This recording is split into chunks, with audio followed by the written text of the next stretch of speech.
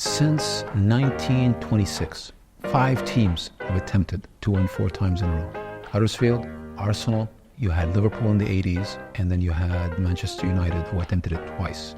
None of them succeeded. So over 100 years of English football, never any team was able to achieve 4 championships in a row.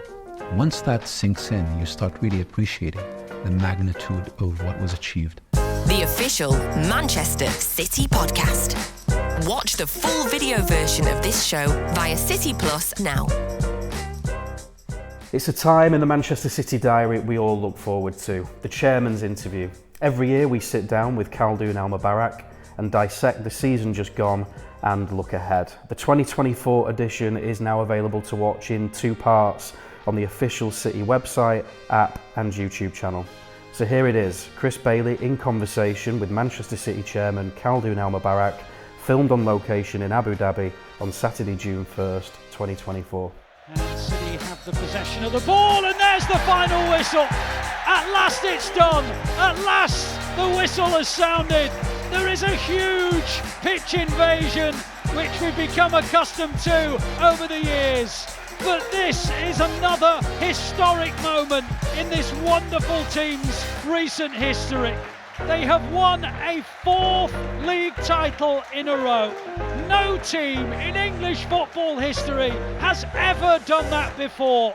Khaldoon, thank you again for inviting us into your home to do the end of season interview. Really only one place we can start, on the back of a treble, winning a 4th consecutive Premier League title. How did that make you feel? Well, it feels like these last 2 seasons are one season, almost interconnected. Finishing last summer, winning the Champions League, it happened so fast. We had a very short pre-season, and then straight back at it, the Charity Shield, the Super Cup, and then we go on to the season.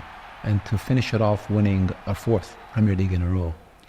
Now, unlike last year, Chris, you did the interview the morning of winning the Champions League, the day after, where it was, exhausting. I didn't even have time to really properly think this one through and let it sink in.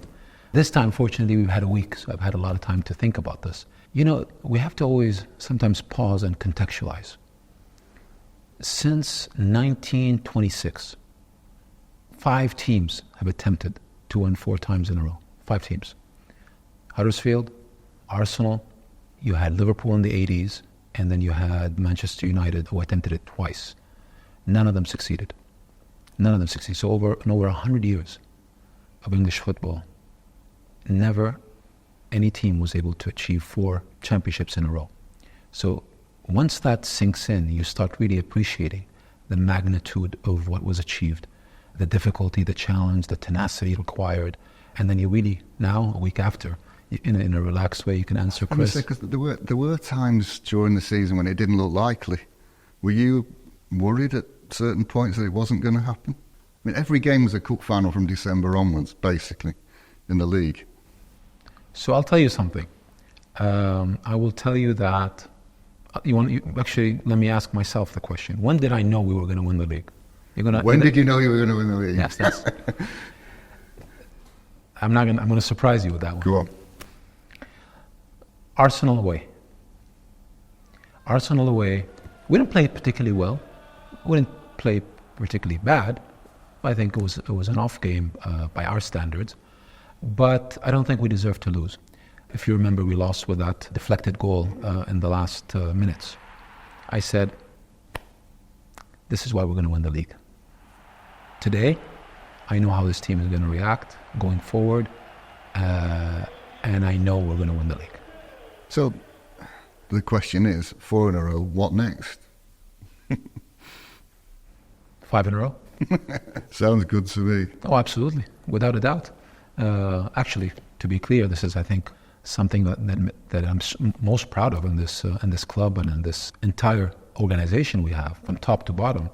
I would say, if you ask this question to anyone, they will answer probably the same answer. Players, executives, physios, board, whoever you're going to ask, they'll answer the same thing. 5 in a row. And by the way, that 5 in a row, in our minds, happened the second that final whistle against West Ham. I remember just going down to the pitch and telling almost everybody I saw, excellent, fantastic result, we're so proud, but now we're going for 5 in a row. How do you reflect then on the World Club Cup was won, the Super Cup was won? How do you reflect on those and the cup competitions? It seemed we were that far away from another treble. I mean, let's be clear, we didn't lose a single game in the Champions League. No team actually beat us in 90 minutes or 120 minutes. We lost at the end of the day at the jeopardy of penalty kicks. And penalty kicks, winner or loser, it's a flip of a coin at the end of the day. So we gave it an incredible shot. We got to the quarterfinals. We played against our rival, the most decorated team in European club history. But there's always a silver lining. That gives us more hunger, more tenacity. You can see today I'm delighted, and I think I reflect how our coaching staff, how our management team, how our leadership, the board, the owner, His Highness Sheikh Mansour, and of course everybody in our staff. Everybody feels obviously proud and delighted with what we achieved this year. I have to ask, has anything changed in the last 12 months with regard to the charges brought by the Premier League? Are you still frustrated? And how much of an impact has the constant referencing of them had on you and the club? Yeah, of course it's frustrating. I think the reference is always frustrating. Having it being talked about the way it's being talked about. I can feel, of course, for our fan base, for everyone associated with the club, to have these charges constantly referenced. I think we, as a club, have to respect that there's a process that we have to go through, and we're going through it. It's taking longer than what anyone hoped for, but it is what it is. And I've always repeated that in every interview I've done with you, Chris, is let's be judged by the facts and not by claims and counterclaims. Thank you. So if we move on to Pep now, I mean, obviously the players take a lot of the plaudits, but is it possible for you to put into words, not about him as a manager, but him as a man, before we talk about his contract situation, what has he brought to City? What does he bring to the organisation as a human being, not just a football manager?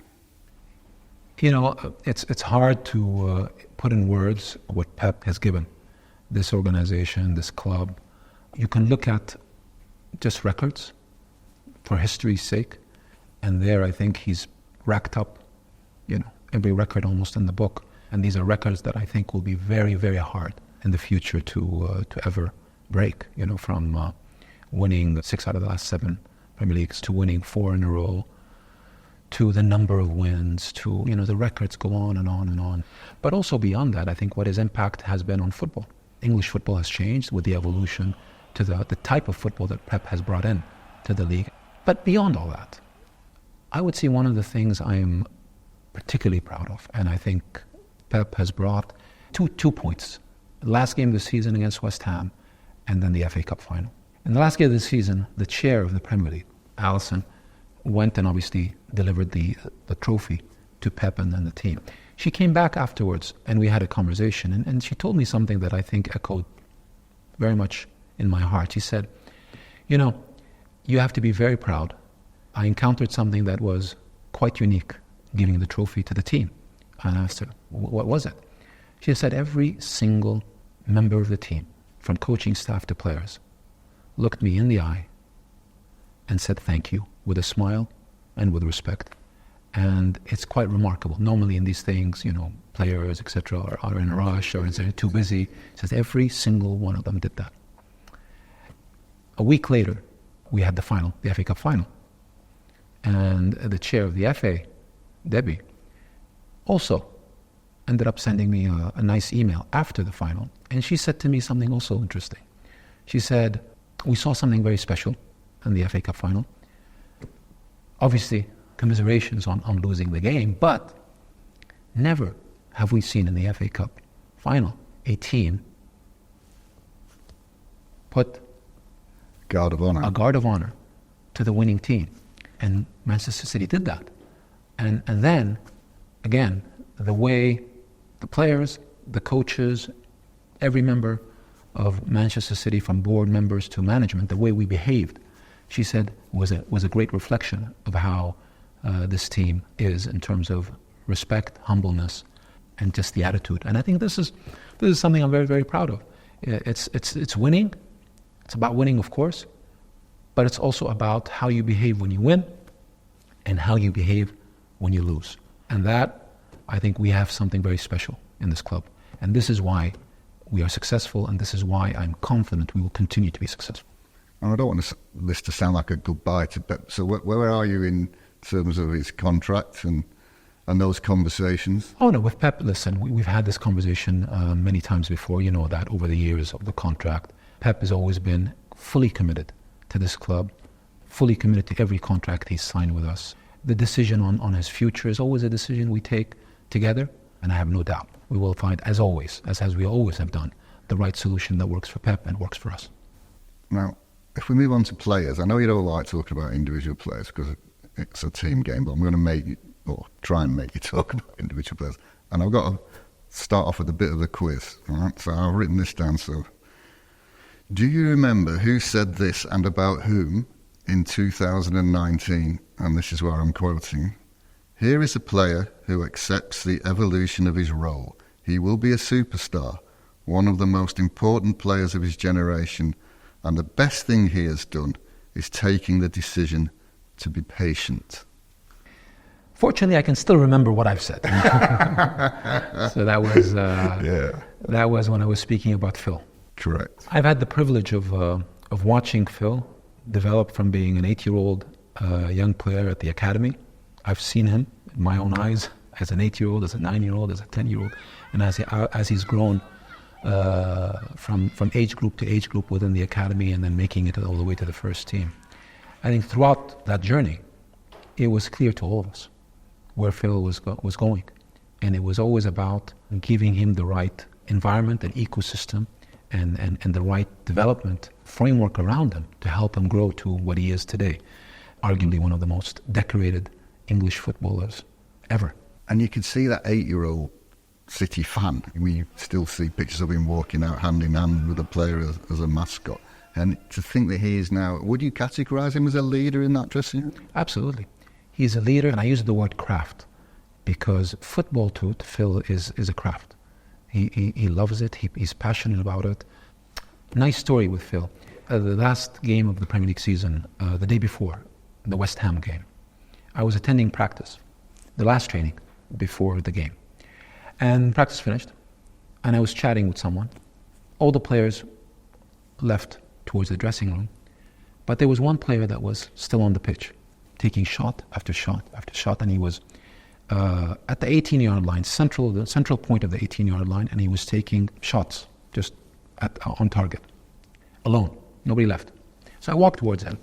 He made one brilliant shot to the top corner, and I remember I spoke to him. I said, Phil, wonderful, but keep that for tomorrow. Phil, in the game tomorrow, that same one. That same one in the game.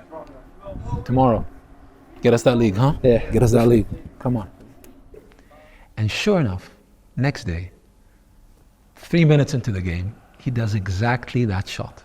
Exactly that shot. And I think there's a lot of lessons in this about, that love and commitment and craftsmanship that Phil has towards the game, and how really, even at that level, last game of the season, he was still out there, and then the next day you can see how practice makes perfect. I mean, while we're talking about individuals, and no disrespect to anybody we don't mention, but Erling had an injury, interrupted season, people were on his back, he ends up winning the Golden Boot, and Rodri ended up winning nothing, but played 70-odd games without defeat for City. So those two probably deserve special mention again. Well, those two and many others. But when you have achieved excellence, which is I think what we continue to achieve in this club, expectations are so high. And that's natural. When you win, as much as we've won over the years, people's expectations are incredible. I mean, if you look at Erling on a standalone basis, and he's missed, as you know, many weeks because of injury, he still ended up with, I think, 38 goals for the season. 38 goals for a season, and you're getting, people are thinking this is an off year. So Erling is Erling, and Erling is a goal machine and continues to be, in my opinion, the best striker in the world. Rodri is another. I mean, if you look at it, he's had, I think, the record, the most number of wins streak for the team unbeaten, sorry, not win streak, but unbeaten in European football history. I mean, that's extraordinary. Extraordinary. I think only, if I'm not mistaken, the two AC Milan players, Maldini and Albertini, were at one game behind him. So that level of and standard of excellence is extraordinary. He's extraordinary. The position he plays is not the glamorous position, but he is absolutely fundamental to this team, and one of the most critical reasons why we continue to win and succeed and achieve what we are achieving. There's many other players. In the last 4 years, we won the best player in the league 4 times, and by the way, 4 different players.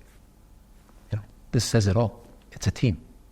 Be it Ruben Dias 1 year, be it Kevin De Bruyne the second year, be it Erling Haaland last year, and this year Phil Foden. So that shows you we have a team. This is a team. It's not individuals. It's the grouping of very talented, highly motivated, and very disciplined players that have a shared vision and a shared mission, and they go about it in a way that I think exudes the highest level of excellence. And it's a team that evolves as well, and youngsters come in and players go and new ones come in. But I guess Rico Lewis and Oscar Bob and Micah Hamilton this year was sort of pushing his way through. So how integral is the academy to the sustainability of the first team, and how sustainable is it, I guess, is the question. It's very sustainable. We are very careful in keeping that squad always fresh, with a mixture of new players coming in, players, I think, leaving at the right time, and then a boost from the academy. So that tells you everything. We always maintain that balance. What bearing do the current regulations have on what you can and can't do this summer in particular? Because it feels like, to the layman, certainly, it's a complicated landscape. There's FFP, PSR, squad cross ratios, 70% rule in Europe. I mean, how hard is it to navigate all those regulations? And will that make this summer's transfer market subdued, or do you think it will be buoyant? Specifically for us, or in general in football? Well, both. Okay. I think the Premier League got to where it is today by being the most competitive league. So I hope there's a bit more sensibility in regulating. Always a balanced approach is good from all the leagues, be it in England or the rest of the Europe. I think you won't see the same level as we've seen in the past years because of the level of regulations that have come to place over the last 12 months. Is it likely then that there'll be fewer cash deals and more swaps or player plus cash? Or? No, even that, because there's also been a lot of restrictions now put in place on swaps and loans. So even that is now much more restricted. So I think the level of maneuverability that was in place before, that allowed teams to do what they were able to do in the past, I think is much more restricted this year, and that's going to be reflected, I believe, this summer. So this week's seen a lot of discussion about player overload, and it's a subject that's been going on really all season. Do you think we are asking too much of our players in relation to the number of games they're being asked to play? So I'd like regulators to focus more on that. So I think at the end of the day, my message here is, let's focus on the mental health. Let's focus on the physical health of our players. I think that is very important, rather than spending so much time on regulatory issues that are just kind of slow down the growth of the game. To my point when I started, I mean, it felt the last 2 years as almost one season, interconnected. It's not enough time to both physically and mentally recover, and it's too much. It's too much. And I think, no doubt, the international schedule of demand is just too much on these players, particularly with these competitions that they continuously compete in. So there's a lot of contradictions in it. So you restrict the size of the squad, you put a lot of regulatory constraints on that, but at the same time you ask the teams and the players to play more games. So something has to give. Chairman, how disappointed were you losing the FA Cup to Manchester United? Very disappointed. I think it was a game, for sure, everybody wanted to win. It's the FA Cup, it's against Manchester United, it's doing the double-double back-to-back. So from that perspective, very disappointed. But always, you have to think of the silver lining. One of the things you always want to avoid is complacency. You never want to be content. You want to keep that hunger, and there's always a silver lining. You have to find a silver lining after defeat, particularly. And Pep obviously was very, very disappointed himself. And we had just won the league the week before, and to end on that note. And I spoke to many that day, and I told them, listen, sometimes a bad thing is a good thing. Maybe leaving with that feeling in our stomach of unfulfillment is going to help us a lot next season. Great season, yes. Disappointed we lost at the end with the FA Cup. More importantly, now we come back hungrier because we want to win this again. And we want to go for the treble again, and we're going to try to win every competition we compete in. And I think this is, for me, that silver lining, which is no complacency, no content, always hungry. And we've not really mentioned the Club World Cup or gone into detail. What was it like watching City win that? It's a great joy, and being able to compete with teams from all over the world outside Europe for a serious competition, and then winning that trophy and now having that badge is absolutely fantastic. I'm so proud of it. Having it for the rest of the season, this season, having it all of next season, and then the privilege now of qualifying to play in the next new edition of the Club World Cup is a great privilege. What next? We've done 4 in a row. Now we're going to go for 5 in a row. If we can talk about the women's team, Chairman, for a return to the top of the tree for them, but again, agony on the last day of the season. How do you reflect on what they did this season? Losing the league on goal difference on the last day of the season, it is a very painful thing, because to get to that point where you effectively had the most points in the league, but tied with another team, and to lose on goal difference, the championship is truly a cruel, brutal way to lose. Now, again, the flip side of it shows you we have a wonderful, wonderful team that went all the way and was just maybe an inch away from winning the league. We have a great coach, a wonderful squad of players, very talented. So I think, again, great season, nothing to take away from this group. They've done a phenomenal season, and a cruel end, but a lot to be happy with, a lot to be proud of, and certainly sets us up nicely for next year. I'm going to mention, like I did with the men, a couple of players, I hope you don't mind, but Bunny Shaw, the Erling Haaland of the women's team, there are parallels there. A phenomenal goal scorer and a great season for her. The number of goals she scored, the contributions she has in both goals and assists, how she's become an integral part of the team and one of the best players of the league, I think it was great for the women's game. It's great for our women's team and our club, and we're delighted to have her. How do you think that the women's game is progressing generally, and what are the next steps for City in that sphere? If you sit with my daughter right now and you ask her, who's your favorite player? She'll answer you, female or male. Great. But more importantly, if you ask my son the same question, he'll answer you in the same way, male or female. I think that shows you how this game has changed. Not 10 years ago, maybe 3 years ago. 3 years ago, if I had asked both of them, they would have answered you automatically naming a male player without even the follow-on question. I think that, for me, tells me everything about how this game is evolving. And there's a goodbye from the women's team. I think we can't go any further without mentioning Steph Houghton, who was there the day the team turned fully professional again 10 years ago, and has had a wonderful career, England captain, 100 and odd caps. Steph has been a tremendous leader for our club, for the team. She's one of the most decorated players in England. I think, nothing but great appreciation that we have towards Steph and her contributions to the club. Thank you, Steph, for everything you've done for us, and delighted that you will always be part of this club. You're a legend and a leader, and as this women's team and women's football continues to evolve, I think your role in it will never be forgotten, and we would like, of course, as always, to keep you, and she will be continues to be part of the group. There's going to be a special mosaic for Steph in our new women's team training facility. That will be, again, unveiled soon. I'm very excited for Steph and, of course, for our women's team to have their new facilities. I'm sure everyone will be delighted to hear that she's going to be honoured in that way. And part of that campus is the youth setup. So a two-part question, really. How important is it for the ecosystem of City for everyone to still be in the same place at the CF? Crucial.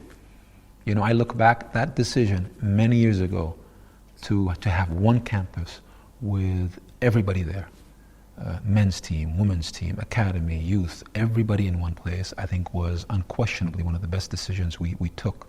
I think it creates what you have today, which is an ecosystem, an environment that is conducive for success and excellence, and I think the results are clear to see in every aspect of football at the CFA. So that leads me perfectly onto the FA Youth Cup. So the most visible of all trophies at that age group, if not a league but a knockout. How pleased were you? Very pleased to win 4-0 at the final. 20,000 people attended that game. So we had 20,000 fans attend. I mean, that tells you everything. So another, I would say, very important trophy for us to have at the club. It shows our commitment, shows the talent we have, and we continue to develop at the club. I mean, you look at our record over the last 5, 6, 7, 10 years, it's pretty consistent in every age group. And that shows you we have, I think, a very, very strong system of talent, development that continues to outperform in England and in Europe. And we may see some of them, of course, in the USA this summer, pre-season tour. So how, again, a two-part question, how excited are you to be going back to the United States, and how excited will you be to see these youngsters given their chance, which Pep normally does on a pre-season tour? Very excited because we're the most watched football team in the United States. I mean, this is incredible. Today, you look at Manchester City competing with every other football team in the world. Today is the most watched team in the United States. That says it all. I think if you look at the top 10 football games watched this season in the United States, 6 of them had Manchester City. We could just move on to CFG now. There's only really one place we can start in terms of CFG, and that's Girona. What an achievement for them. 5 years ago, down the leagues, now about to play Champions League football. When you talk about a system and how the system works, and to many of the points we discussed earlier, I think Girona kind of personifies this group and how a club can be well managed to the point to substantially outperform. They have the 16th highest wage bill in La Liga, 16th out of 20. And they went head to head with Real Madrid and Barcelona till the end, and they finished third. And they made it to this Champions League for the first time in their history after coming from the second division just a couple of years ago. It is extraordinary, I think, in footballing terms, to achieve what they have achieved given what I've just described in La Liga with Real Madrid, Barcelona, Atletico Madrid, and the other big clubs in Spain having the 16th highest wage bill, so 15 teams ahead of them. And then to get to the Champions League qualification is incredible. In Girona, you've seen it to perfection with Michel as the coach, Kike as the football director, great, a management team there, great board, and then the players. Really, everybody there outperformed every single person in that group. You don't get to that result without outperforming as a group. And it's something I think that is remarkable for Girona, the city, the people of Girona, and the fan base of that club. If we can just go to New York, you've got a stadium being built there. Obviously, we're finally. Yeah, we've talked about it a lot over the years. When's it coming? Well, it's here now. How is it progressing? How exciting is that for New York? How exciting is it for the United States soccer? Listen, I've always been very, very committed to U.S. football, U.S. soccer. I think we've always been very committed to MLS. Building New York City football team to what it is today, I think is a testament to that commitment. We continue to be very committed to that. We've had a great partnership with the New York Yankees as our partners in New York City. It's a big investment, and it's an investment that's well justified for the fans and playing in Yankee Stadium and City Field, while great for the last couple of years, is not a sustainable solution. The solution was always going to be a purpose-built football club for the team. New York is going to have its football stadium, and it's going to be fantastic. And I want to talk to you about multi-club ownership just a little bit later. But first of all, can we just look at some of the other achievements? Melbourne women won a third title. The men made the playoffs. Mumbai won the Indian Super League playoffs for the second time in 3 years. I mean, there's so many of them, I had to write them all down. Montevideo made the Uruguayan Cup final. Yokohama made the Asian Champions League final. And Shenzhen lifted the China League One. I mean, that's quite a list of success, isn't it? The model works. The model works. We have a great system. We have a great management team. We have great clubs as part of the group. And I think from our perspective, City Football Group is no longer a test of viability. It's now a fully functional operating sports and entertainment machine that continues to grow from strength to strength and is sought after to be partnered from everywhere, east, west, north, south. I mean, this is where we are today. We are a premier. We are pioneers in what we've achieved, and I'm delighted for the group and our shareholders. Not all plain sailing, though. I mean, of course. Lommel and Palermo didn't win promotion, and Troyes in France, so you had to deal with some backlash from the fans. Yes, of course. I mean, listen, when you have a big group like ours, to be able to be successful in every single one of the teams every season is virtually impossible. You're going to have challenges here and there every year, and it's not about the challenge, it's about how you respond to the challenge. Of course, we will look back at Troyes, and there's many lessons learned in this. We have a lot to think about today, but what we do know is we're going to fix it. We're going to fix it. We know how to fix it. We know how to put the right resources behind it. Troyes will come back, and I have no doubt about that. Lommel the same, and Palermo both ended the seasons close to being promoted, but weren't able to cross that line. Disappointed for sure for the clubs and their fans, but we know what to do. I think what I say is to those fans is we know what to do. You've seen us do it all over the world. We will figure it out. We will focus because we don't like to lose and we don't like to fail. Just move on finally to business. Since we last chatted, there's been a bumper financial period for City. Reported record revenues, I think, and I've written it down again, 712 million, 80 million pounds in profit, double the previous year. How pleased are you with that, and how sustainable is that growth? I'm very pleased. I'm very pleased with the results. These results are very sustainable because we have now a very clear foundation that's been built over many years. We have a financial and economic machine. As long as we keep managing well and being prudent, that growth in terms of revenue, in terms of profitability, I think we're on a trajectory that's been there for years now and continues to go from strength to strength. Those revenues and profits are not taken away anywhere. They're being ploughed back and more into the business, into infrastructure, into facilities, into players. How do you see that progressing? Is that? Since day one, Sheikh Mansour, as the largest shareholder of the group, has been very focused on growth and value appreciation. And in doing so, every pound of profit has stayed within the group to support growth and development. The result of it is we always are investing. We're always investing. We're investing in infrastructure. We're investing in the development of these clubs. We're buying new teams. We continue to grow and grow. And in Manchester in particular, CFG are a significant shareholder in Co-op Live. What was the thinking behind getting involved in that part of business? It's part of that strategy of investing in Manchester. From continuing to invest in that entire ecosystem around the Etihad, from the CFA to obviously Man Life, Manchester Life, to now the Co-op, the expansion of the Etihad Stadium, that entire entertainment district that we're developing. We continue to reinvest. And what that does, we're creating value for the group. We're creating jobs for the community. We're creating profit because these are all very successful initiatives and investments. The Co-op is, I think, a superb opportunity in which we saw a very clear demand for live entertainment in Manchester and in England. We found a great partner. We invested in building, arguably, but in my opinion, the best arena in all of Europe. State-of-the-art infrastructure.